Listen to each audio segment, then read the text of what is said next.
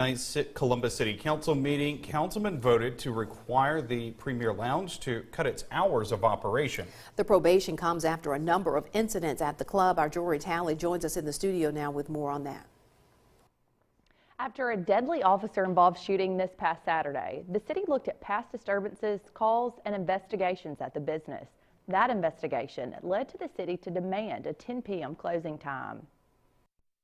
Premier Lounge is the first Columbus business city leaders have required to close its doors early and be put on probation. What we do is make sure that they're following that ordinance or that probation or whatever that has been imposed on them, and we come by and we check at the time that they're supposed to and see that they're following that. And if they're not following that, then of course we bring that back to the mayor and council, and they can decide whether to do more punishment or to do less. Assistant Police Chief Fred Shelton says safety and reducing crime are some of the reasons why a business could be put on this restriction. We tried reaching out to the owners of Premier Lounge by phone, but the number had been disconnected. We also tried by knocking on these doors, but we got no answer. City councilmen have considered a similar punishment on other businesses in the past 2 years, but those establishments voluntarily made changes before the city could act. We haven't had the same type of problems because we haven't had the same crowd, and some of the measures that they have put in place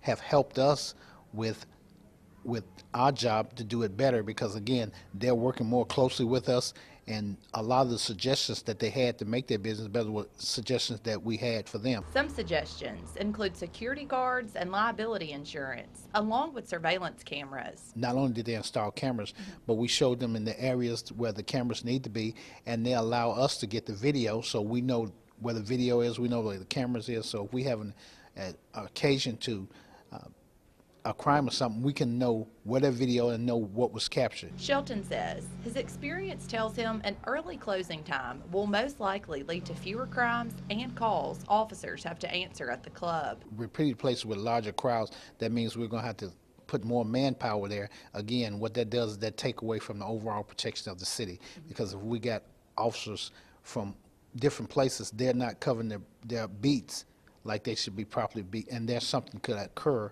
on that. The new operating hours at Premier Lounge went into effect immediately.